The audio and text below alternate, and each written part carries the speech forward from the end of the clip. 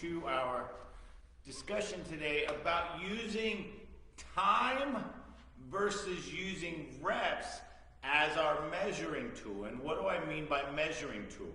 Well, when you're creating programs or workouts for your kids, you're going to say, hey, I want you to go and do 10 reps, or I want you to do 5 reps. Those are measuring tools, a method of measuring out what you want to do or want to accomplish. Now, with workouts, with fitness, there is scientific research saying that a set of 10 or a set of 20 or a set of 5 will lead to different results. And over time, done consistently, that is true. 6 to 10 reps is the strength range on average. You'll get stronger or mostly improve in your strength. 8 to 12 reps is a hypertrophy, meaning your muscles will grow, increase cross-sectional muscle fiber size, meaning the fiber gets bigger.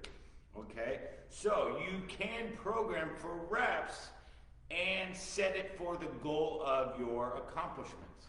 All right? Now, having said that, you can also use time, knowing that about 12 reps takes about 60 seconds, assuming 2 to 3 seconds per rep, down and up, 1, 2, 1, 2, that being 4, okay, 4 seconds right there, times 12, 12, 24, 36, 48, okay, now we're at 50 seconds.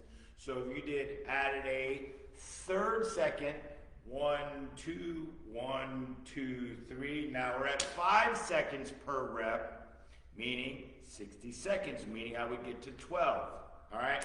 Now, getting a little bit of the math right there, not necessarily important, but when you're working out for fitness programs, you can also assume reps and times can equal out. Now, having said that, what we focus on a lot of our programs is skill development, not necessarily fitness development, learning the movements, and less based on how many reps or, hey, we're just trying to focus on getting stronger. Not necessarily the key of physical education classes.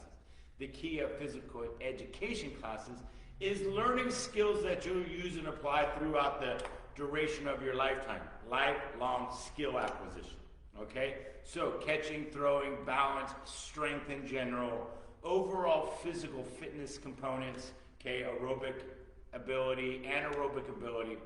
So it's more about developing skills.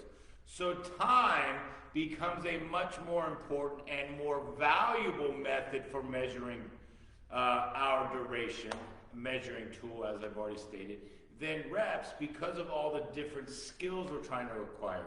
And we don't necessarily need to focus on the rep ranges as our measuring tool so that we can ensure we're ideally or optimistically driving towards that necessary goal of stronger or bigger muscles or more aerobically fit kind of thing. All right, so what do I mean? All right, I'm going to do some examples and I'll show you exactly what I mean. So I got some tennis balls, because as you know, we love to use tennis balls for our ambidextrous ability, so we can use our left hand and our right hand equally well.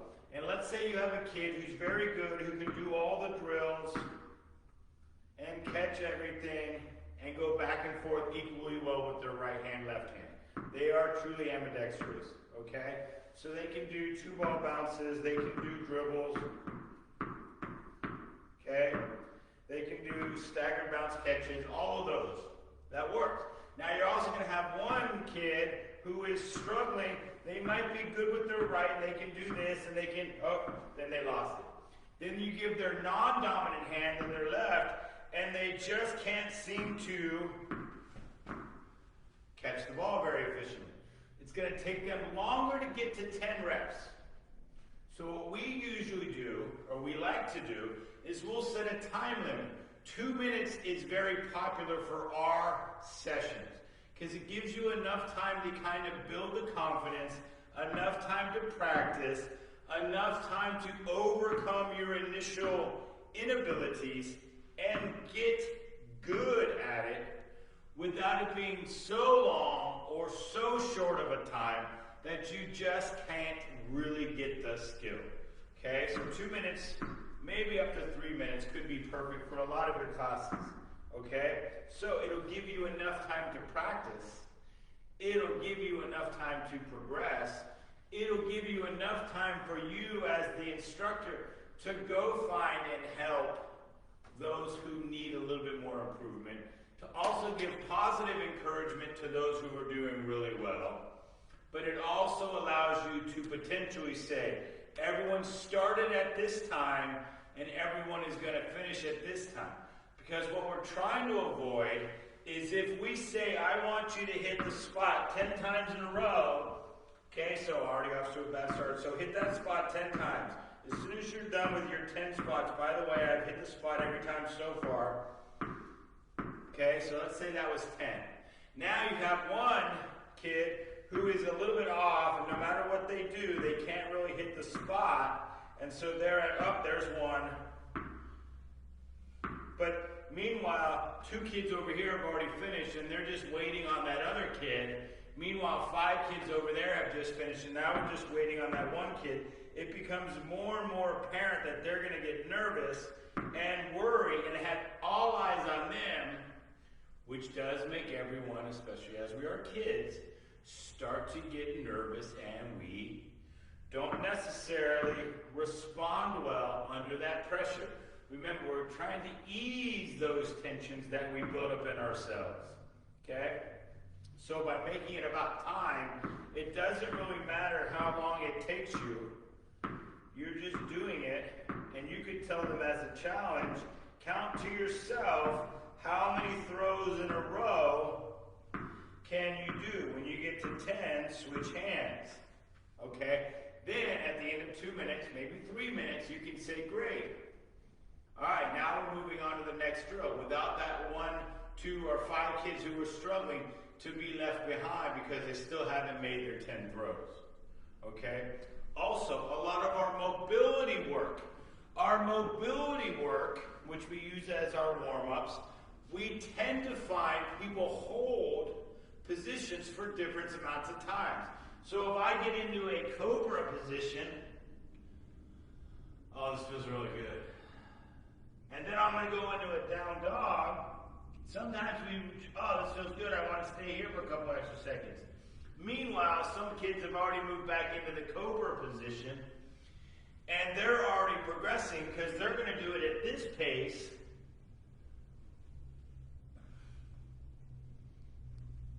Versus some who are just going to take their time, slowly move, enjoy every position. Okay? So some would simply take longer because they're moving at a different pace. Okay? When I say, hey, I want you to do 50 squats, I wouldn't say that. Let's say do 10 squats, but I want you to do them perfect form. Or if I say, hey, just get your 10 squats done, we have them, they tend to get a lot of this short range of motion because they're just trying to get their 10 done. If I say, we're going to do 60 seconds worth of squats, and I want you to get your full range of motion, we get really good at getting all the way up and all the way down, because now, whether I do 1 rep in 60 seconds or 10 or 20 reps in 60 seconds, it doesn't matter how quickly I get done, I'm still going to have to complete the 60 seconds, so they're more likely to do better range of motion versus just rush through them to get them over with, okay? So that's 3 different ways that we incorporate time as our preference, because it allows everything to equalize out.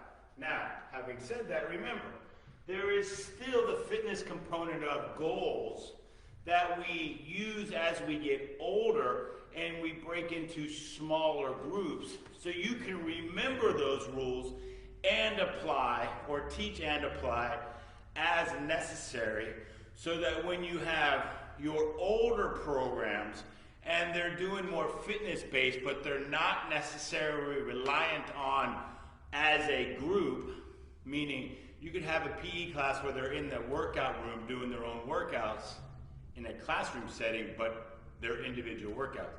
You can start to really focus on reps during those type of programs. However, when our main focus is skill development, and we do have those variations in the differentiation in skill sets and skill levels, we really like to focus on using time because it does allow everything to be equalized, okay? Whether you have hugely athletic, successful kids versus more beginner level, it does equal out the playing field, so to speak. All right, so that's why we really love to use time as our method for measuring, as we call it, our measuring tool. So maybe you'll agree. If not, just let us know. We would love to learn from you. So, like this, comment below, share, let us know what you feel, and we can go from there, and hopefully everybody learn from each other. All right, that's all I have for today. I'm Spencer Aiken with the Stronger Together Academy. You guys go out, be awesome, and be amazing.